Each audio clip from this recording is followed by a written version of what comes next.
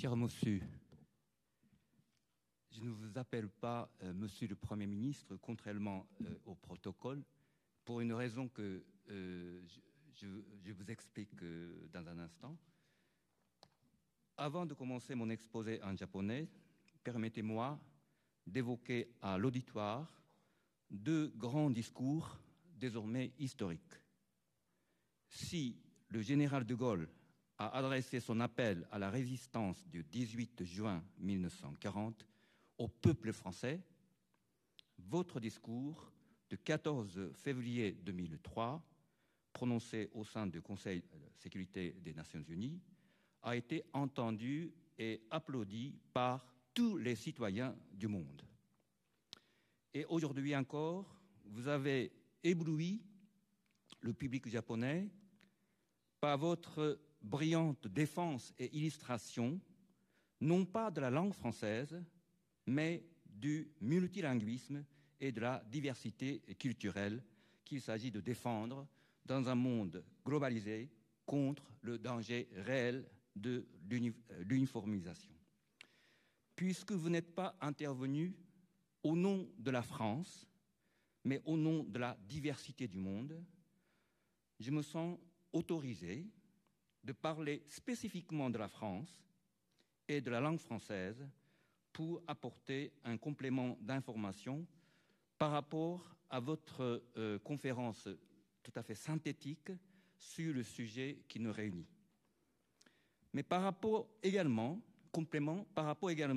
à l'exposé du professeur Saeki qui m'a précédé, l'auteur d'un livre remarqué sur la fin de l'américanisme, et tout récemment de l'hypabricanisme Renaissance. J'ai dit le titre de son dernier livre en anglais parce que son livre porte sur le retour du républicanisme dans la philosophie politique anglo-saxonne, un peu à l'exclusion de la philosophie politique française. Très bien. La diversité des milieux intellectuels et universitaires japonais. ここから日本語にいたします。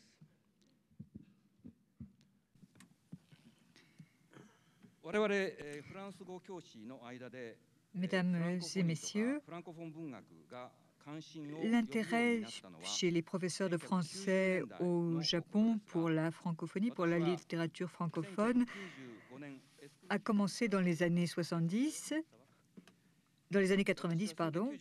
et en 1995, dans un congrès des professeurs de français, j'ai organisé une rencontre intitulée « L'avenir du français vers le plurilinguisme ». J'ai également publié un livre sur le plurilinguisme au Japon. C'est un sujet donc qui a été beaucoup abordé que le multiculturalisme dans les années 90 au Japon, mais il faut bien faire la différence entre le multiculturalisme et le plurilinguisme. Un Français sur 3 a des grands-parents d'origine immigrée, de souche étrangère. On peut dire que la France est une société multiculturelle, mais en même temps, la France n'a pas comme principe intégrateur le multiculturalisme anglo-saxon.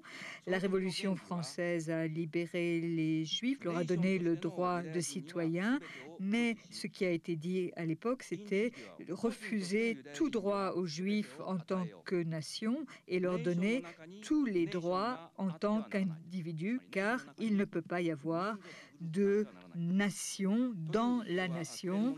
C'est une citation bien connue du révolutionnaire Clermont-Tonnerre. Indépendamment de l'origine ethnique, vous avez donc une nation de citoyens égaux devant la loi. C'est une république une et indivisible. Tel est le principe intégrateur de la France. La France est aussi une société multilingue. Est-ce que c'est une société du plurilinguisme, eh bien, la réponse est mitigée. À l'époque de la Révolution française, seul un tiers de la population parlait correctement le français. Il a fallu attendre les écoles et le service militaire de la Troisième République pour que tous les Français parlent la même langue, c'est-à-dire après la Première Guerre mondiale. Vous avez eu également l'assimilation des immigrés qui sont arrivés en France à la fin du XIXe siècle. Avec la mondialisation, avec la construction européenne, avec le traité de Maastricht en 1992, la France a ajouté une clause à sa constitution, le français est la langue de la République. C'est une démarche qui a ainsi confirmé le monolinguisme qui prévaut en France depuis la Révolution. 2 ans après, il y a eu également la loi Toubon pour lutter contre la prolifération de l'anglais. La langue française est donc une langue commune pour la communication et c'est normal que la France déploie des efforts pour l'enseignement du français. Mais dans la construction européenne, la France n'a pas défendu une langue particulière. Elle a été favorable au plurilinguisme. Elle a même recommandé que les gens apprennent 2 autres langues en plus de leur langue maternelle. Or, j'ai été extrêmement choquée que cette même France, en 1999, signe la Charte européenne des langues régionales ou minoritaires, mais qu'en même temps, le Conseil constitutionnel rende un avis d'inconstitutionnalité, ce qui a empêché la France de ratifier cette charte. Donc, on a le sentiment que vers l'extérieur, la France défend la diversité linguistique, mais qu'elle est beaucoup moins active quand il s'agit d'agir vers l'intérieur et cela risque de mettre en cause sa crédibilité. Même chose peut-être pour la religion. On a parlé de la diversité des cultures, de la diversité des langues. La France, depuis le 5e siècle, est un royaume catholique. Elle a été longtemps appelée la fille aînée de l'Église. Elle a connu les guerres de religion épouvantables au XVIe siècle. Et le premier pas vers la sécularisation a été franchi au moment de la Révolution. Il y a eu séparation de l'Église et de l'État.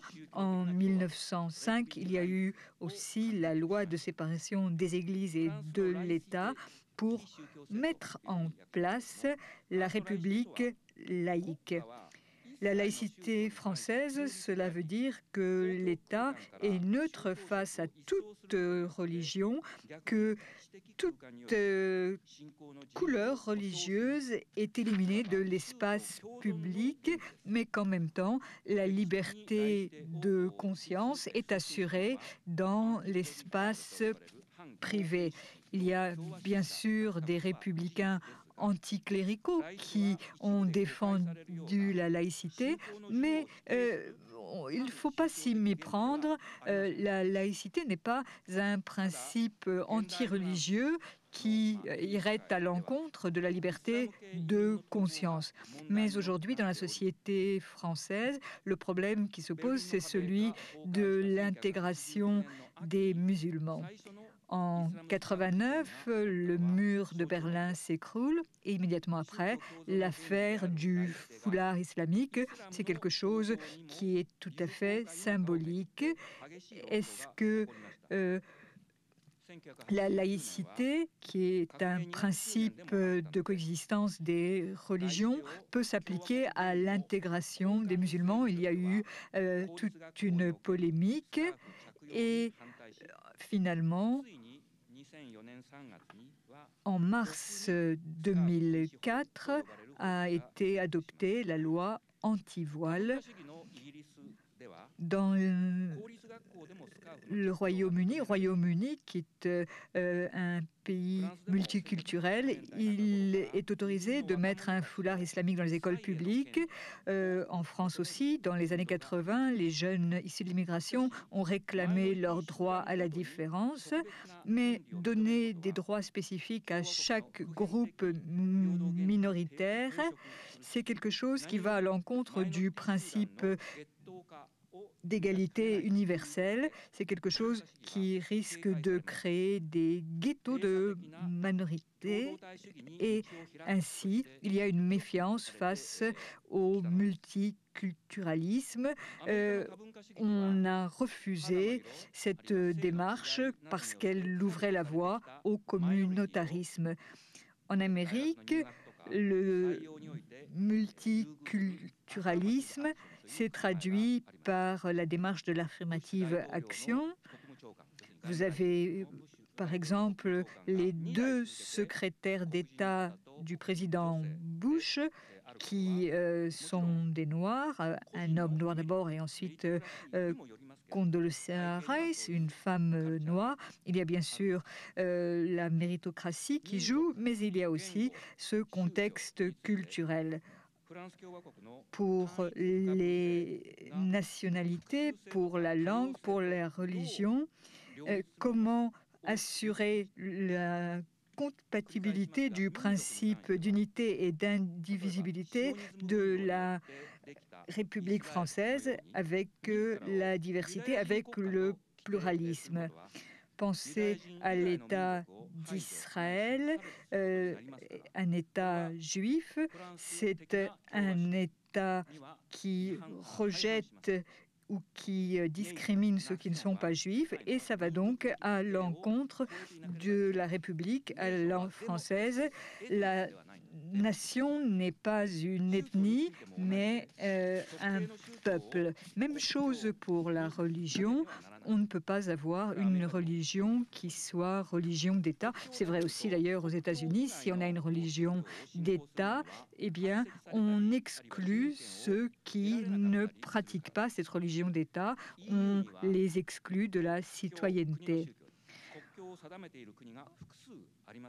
Au sein de l'Union européenne, vous avez plusieurs pays qui ont une religion d'État, mais en France, au moment de la rédaction de la Constitution européenne, on a refusé qu'il soit fait mention du christianisme ou mention de Dieu. Et puis, vous avez la langue pour qu'il y ait une coexistence des citoyens, il est impossible que l'État reste neutre. Pour la religion, il peut y avoir laïcité. L'État peut rester neutre face à une religion, face à une langue. Ce n'est pas possible. L'État ne peut pas dire « vous pouvez parler toutes les langues que vous voulez, tout et n'importe quoi ». Ce n'est pas possible car on a besoin d'une langue commune. C'est cela qui fait la particularité du problème linguistique.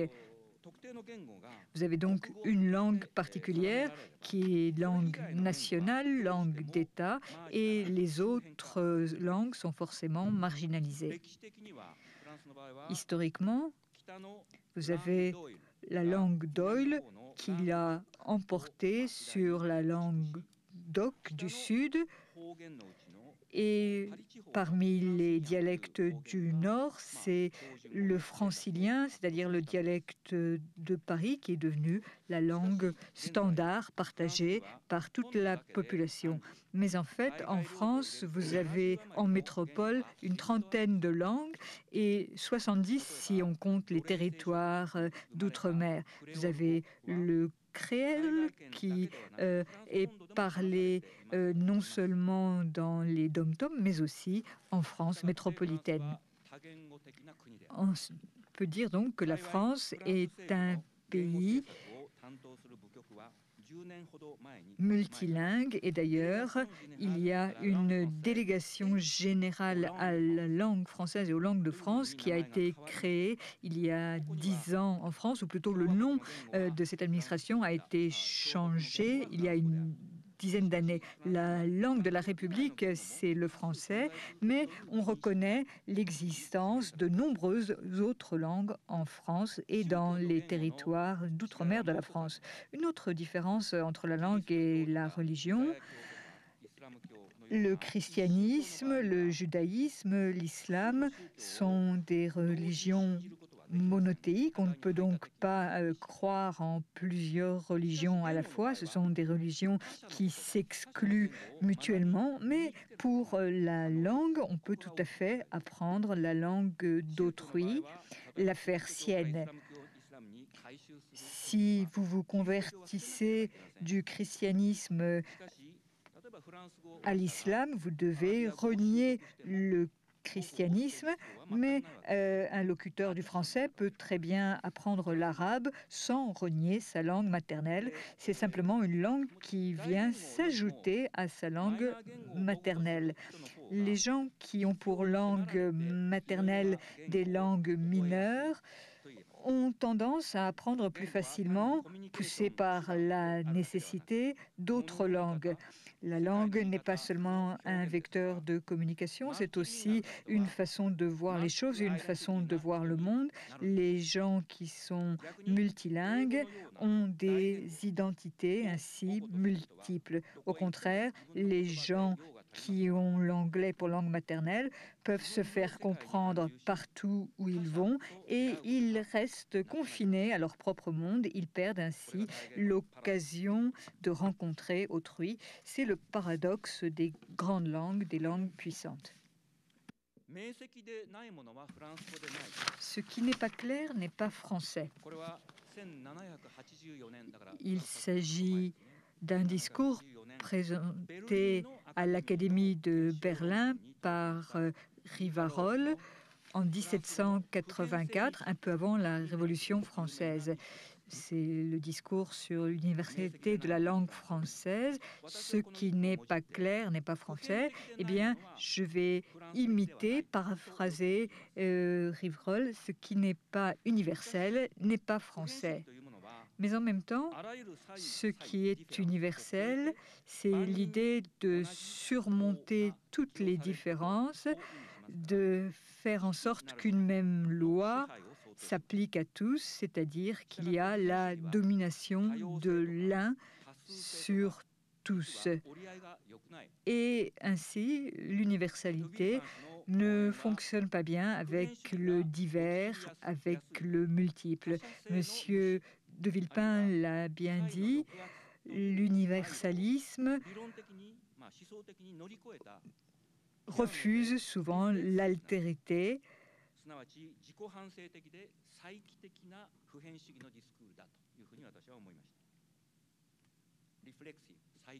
Or, l'universalisme peut être aussi réflexif, c'est-à-dire se remettre en cause lui-même.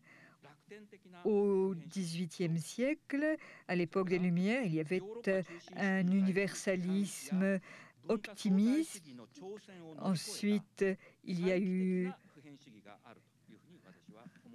un universalisme réflexif qui accepte les différences et qui a surmonté le défi du relativisme culturel.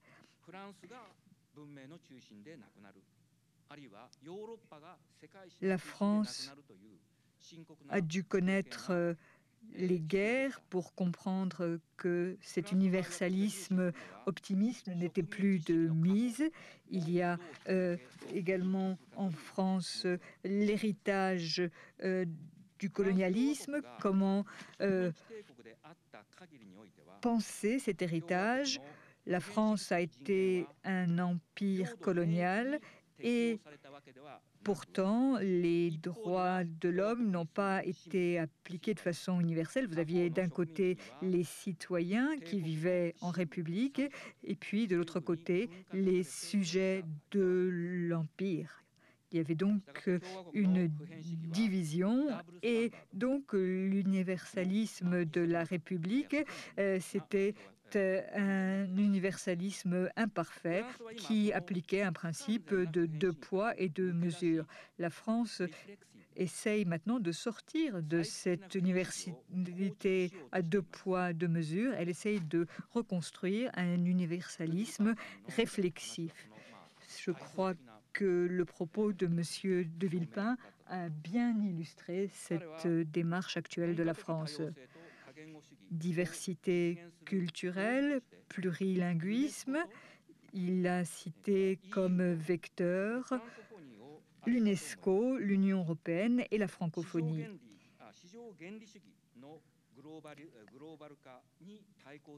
Pour réagir face à la mondialisation du marché, on ne peut pas être seul, un seul pays ne peut pas le faire. Et dans le cas de la France, il y a donc l'UNESCO, l'Union européenne et la francophonie. L'UNESCO a son siège à Paris.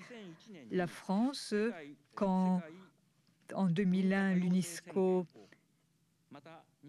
a adopté la déclaration sur la diversité des cultures, quand en 2005 il y a eu adoption de la Convention sur la diversité des cultures, la France a joué un rôle de locomotive.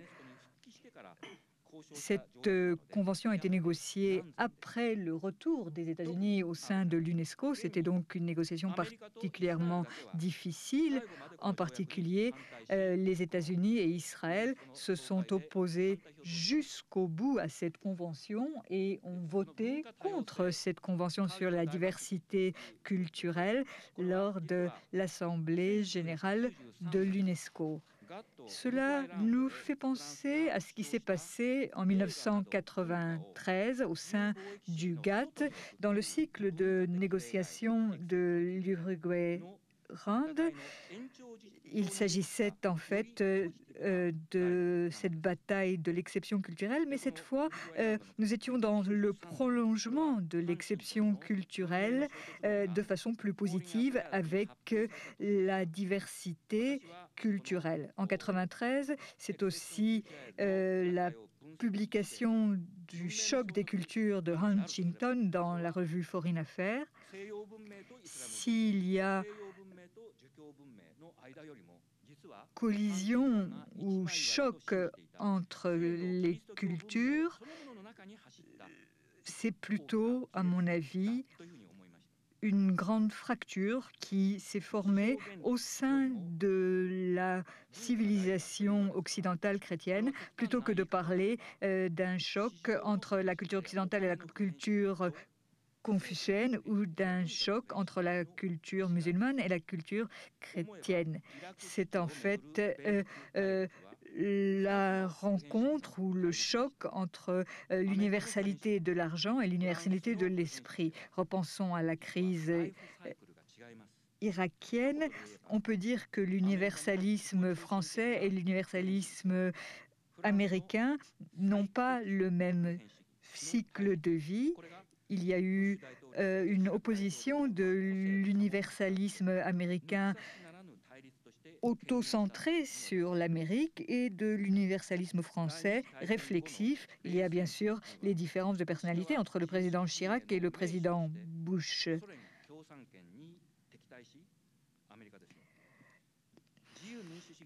Les États-Unis, après la Deuxième Guerre mondiale, ont été le leader du camp anticommuniste. Après la fin de la guerre froide, les États-Unis ont perdu l'occasion de rencontrer autrui, perdu l'occasion de se relativiser, et ainsi cette démocratie américaine dont parlait Tocqueville est devenue un empire de la démocratie. Les États-Unis ont refusé des institutions internationales comme la Cour pénale internationale, risquant de limiter leur souveraineté. Les États-Unis ont pris leur indépendance de l'Angleterre en 1776. La Révolution française a commencé en 1789. C'est donc une construction qui commence presque au même moment, mais suivant des cycles différents. L'historien Pierre Nora l'a dit, la guerre en Irak a permis aux États-Unis de couper le cordon ombilical qui les liait à l'Europe. Le 14 février 2003, Dominique de Villepin a dit que l'intervention militaire américaine était prématurée dans son discours au sein du Conseil de sécurité. Il a parlé également d'une confusion incurable. Il a insisté sur un désarmement par les inspections. Et son discours s'est conclu de la façon suivante. Et c'est un vieux pays, la France, d'un vieux continent comme le mien, l'Europe, qui vous le dit aujourd'hui, qui a connu les guerres, l'occupation, la barbarie.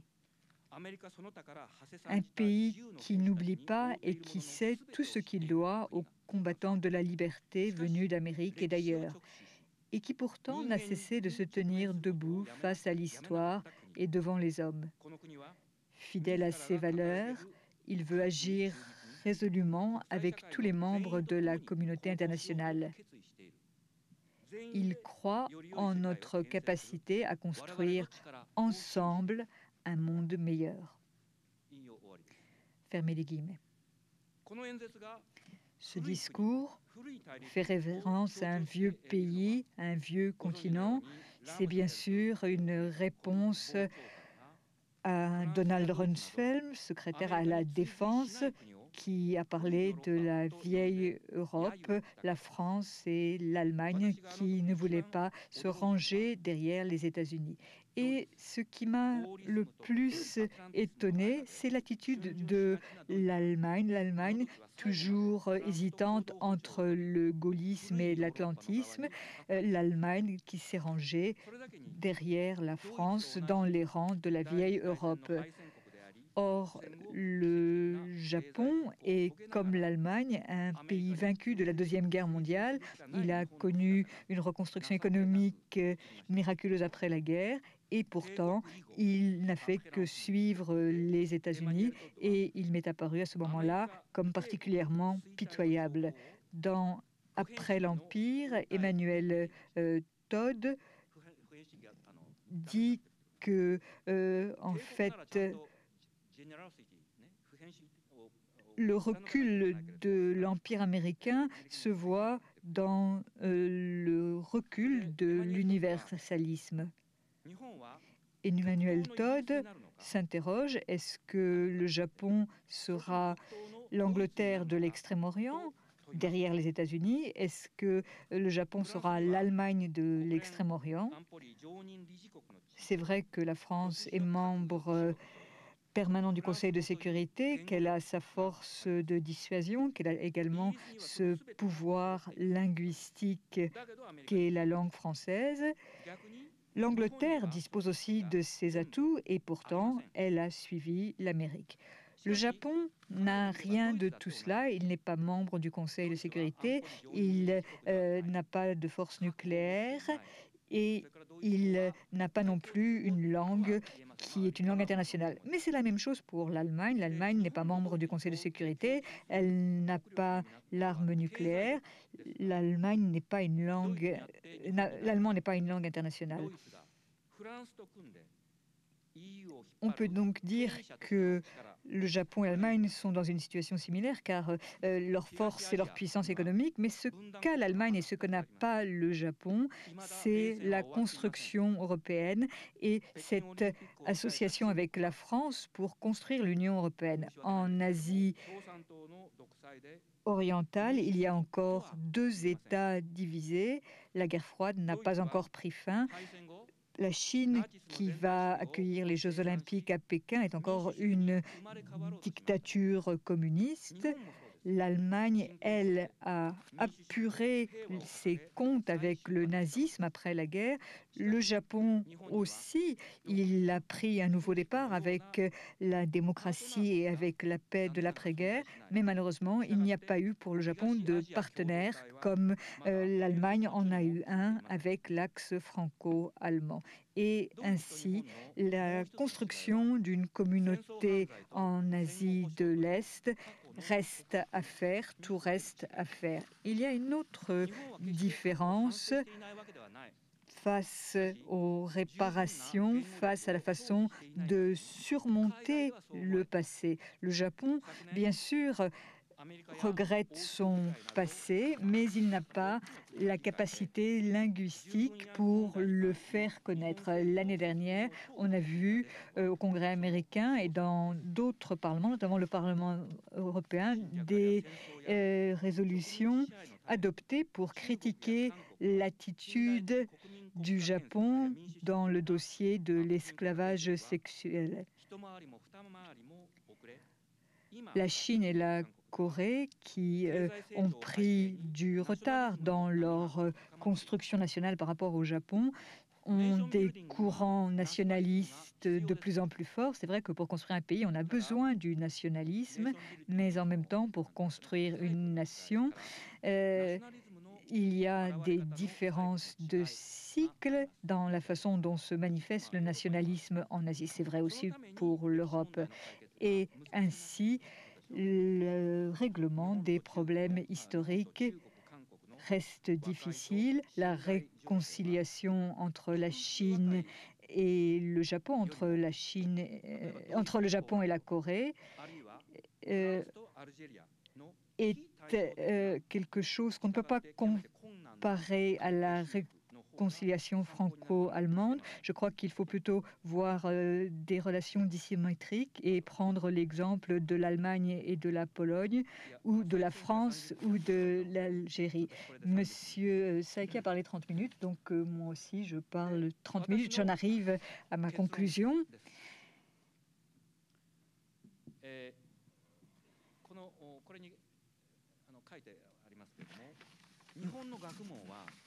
La science au Japon, au XVIIIe siècle, était formée par les études chinoises traditionnelles, les études hollandaises et les études japonaises. Dans les années 1860, le Japon s'ouvre, il y a restauration de Meiji, ce sont les études occidentales qui occupent désormais une place prédominante. Dans l'enseignement supérieur du Japon moderne, on enseigne d'abord l'anglais, puis l'allemand et le français. Il y a une sorte de troïka des langues étrangères.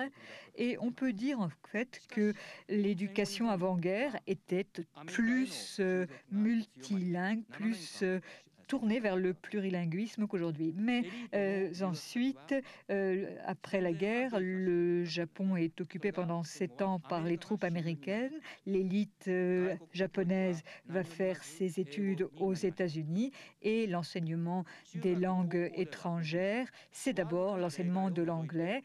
Dans le secondaire, au collège, au lycée, on apprend l'anglais. Il y a seulement quelques rares exceptions, quelques rares collèges ou lycées, on peut apprendre autre chose que l'anglais. Et dans les universités, l'apprentissage d'une deuxième langue étrangère n'est plus forcément obligatoire, ou on est en train en tout cas de le rendre non obligatoire. Le Japon a voulu, quand il s'est modernisé, quitter l'Asie pour rejoindre l'Europe. C'est ce qu'il a réussi à faire. Après la guerre, il